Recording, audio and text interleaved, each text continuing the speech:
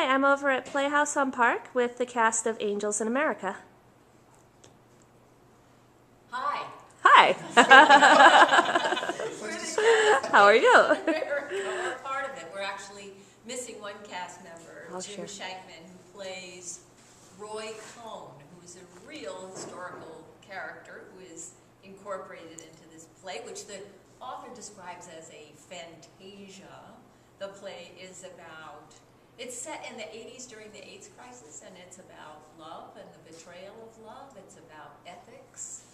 It's about tradition and the breaking of tradition. It's about family relationships. What else is it about? It's about racism. It's about... That's about it. Hope. Yeah. I'd say hope and redemption. It's a good one. Hope, redemption, the unseen world as well as the seen world. It's a beautiful play. It's a masterful play. It's one of the most significant plays of the last 50 years. Yeah, it's an award-winning play too, right? Yeah, Pulitzer Prize Very nice. winner, Pulitzer, Tony Tony. Kushner, Yeah. and Tony winner. So like everything. Basically everything. It's about everything, and it won everything. So it's big. Yes, it's And we're at Playhouse on Park, which is not the biggest theater. It's quite intimate, as a matter of fact. I'll do a little scroll around so people can see what I'm talking about there. That's one side and that's the other. So I will be interested in hearing how you all adapted the play to this space. But before we do that, can we just get some introductions as to who you all are and which parts you're playing, please? Sure. My name is Kristen Harlow, and I'm playing Harper Pitt and Martin Keller. My name is Olivia Hoffman, and I'm going to be playing the Angel, Nurse Emily, the homeless woman, and Sister Ella Chapter. My name is Racy Wright, and I'm playing a rabbi, and Ethel Rosenberg, another real historical character, and the mother of Joe Pitt, her name is Hannah, and the doctor of Roy Cohn, named Henry. My name's Clark Beasley. I am playing Bailey's and Mr. Lies. My name is Tim Hackney. I'm playing Joe Pitt, the Eskimo, and Prior Number 1. I'm Marty Scanlon, and I'm playing Lewis Ironson. And I'm James Parenti, and I'm playing Prior Walter and the Man in the Park. So taken out of context, that's quite the list of characters. It really is. And when you hear it all, it's like, well, that's interesting. So you have Mr. Lies, you have the Man in the Park, you have historical characters all thrown in together. So how does this work? How does this come together for you guys as you're portraying it? We're playing multiple characters because that's how it was designed by the playwright. We're all playing a line of characters that the playwright wrote for each person to play. We're not Casting. casting. Right. And that's important. So each character line, if you will, do they all have like the same characteristics? Is there any significance, or is it more just functionality in terms of who's on screen and who's off screen and stuff? I think there actually is quite a bit of significance to the doubling, for the most part. That it's not that the characters are similar, but that they either resonate in a certain way with the people that they have scenes with, or that they constantly present a similar point of view.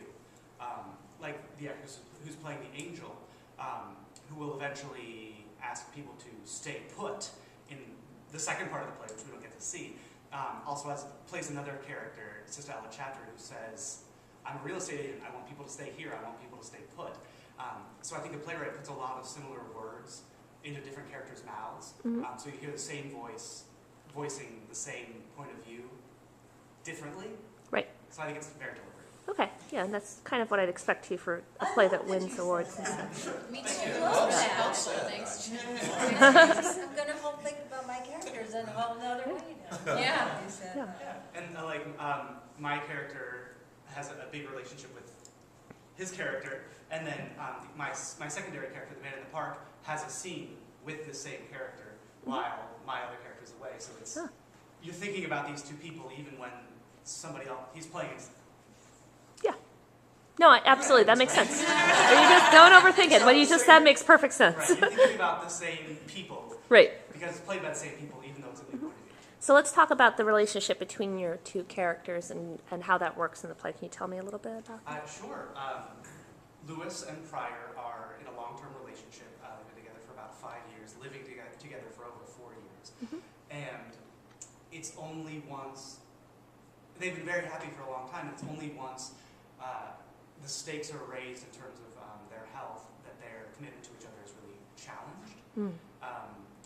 And in that way, the playwright brings up questions about what we owe to one another, what we owe to those we love, versus what we owe to the individual. Right. So Lewis's character has a lot of questions of, I have to take care of myself, but I also want to take care of you because the prior character is ill. You can really look at that sentiment through a lot of the characters. I think the same thing can be said for Joe and for Harper, that there's a lot of I need to be true to myself and who I am. It's separate one, but that's the other one that comes up mainly. Is I need to be true to who I am, and I need to provide or help or save in some way this other person, and it brings up a lot of questions of that for each individual and also for each couple.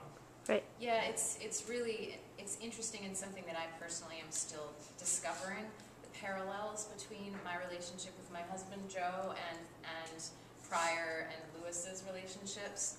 There are some obvious parallels that aren't so obvious to me right now, but that I think will become clearer. It's a story, it's a universal story told through two very different lenses.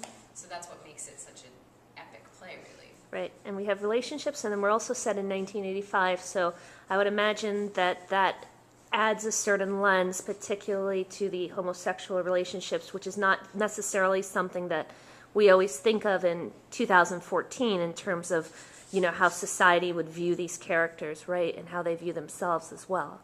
So.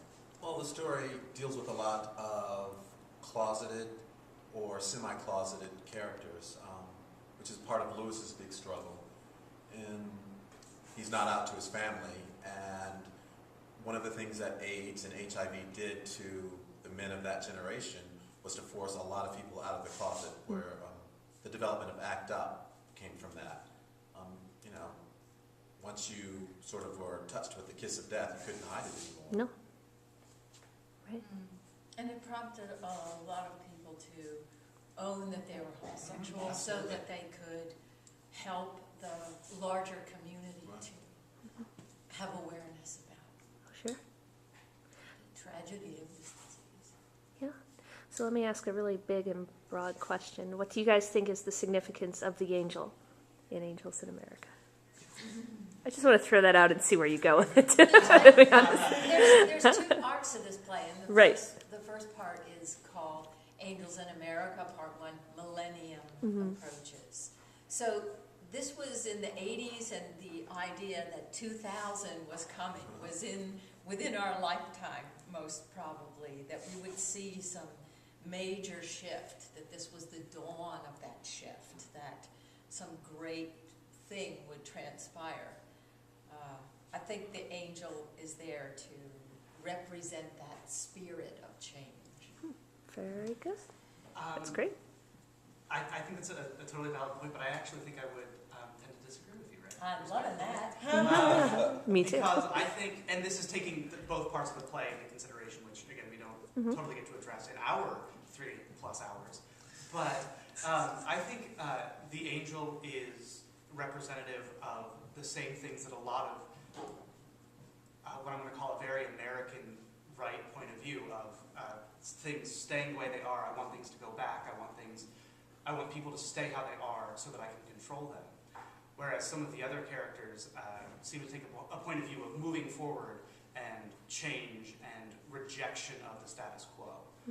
So I think the angel is actually a very negative force in the lives of a lot of the people in the play. It's Interesting. interesting that you say that, though, because we're not doing perestroika, like you said, with the first part, the 3+ hours.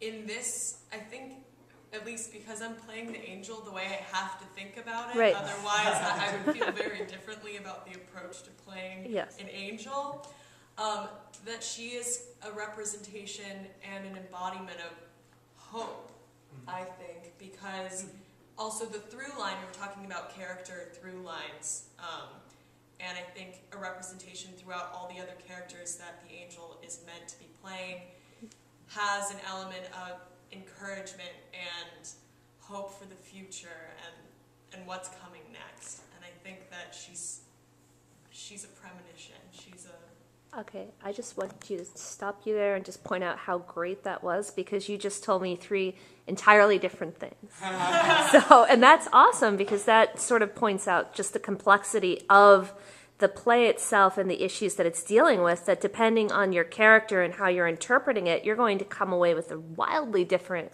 experience of this, which is really cool. On a basic level, Angels in America, there were Angels in America during that time. Right. I mean, my character plays his character's ex and best friend, and when he feels alone and abandoned, I'm there for him. The nurse is there for him. Even in another scenario, your character is visited by his character.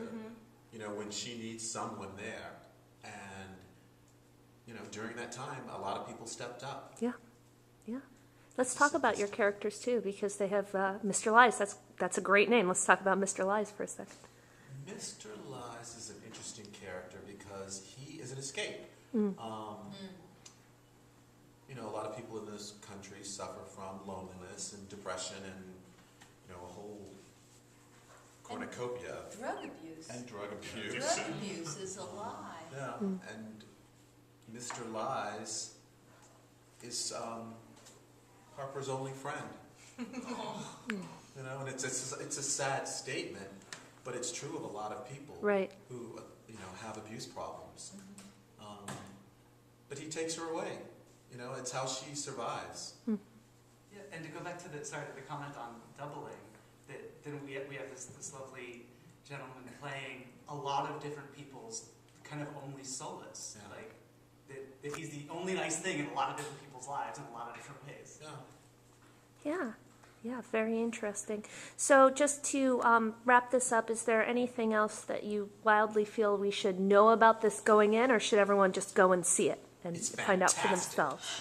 Well, yes, it seems like it is absolutely going to be, and you've obviously all given a lot of thought to these characters, so it'll be great to see how you portray them. Something that just listening to everyone talk right now is really interesting to me is for this play taking place in the 80s, how relevant all of these issues still are today. Absolutely, yeah. Just listening, like everything that's going on right now in the world with the talks about depression and anxiety and the politics. It's and also music. I think that's what's so absolutely masterful about this play is it's about America, and we're still struggling with these issues. We still have the same problems. Deal with all of these things on a day-to-day basis. Absolutely. So would someone just be kind enough to give the dates and show times in case anyone sees this interview and wants to head over to Playhouse on Park to check it out? Marty. Yes, we Volunteers? preview the first and the second. Yep. We At open 7:30. 7:30, okay. We open on the 3rd. Our shows are Wednesday and Thursday at 7:30, and then Okay. Fridays and Saturdays at 8 p.m. And then we also have shows on Sunday at 2 p.m. with a talkback afterwards, and we go until the 19th of October. Sure. So between October 1st and 19th.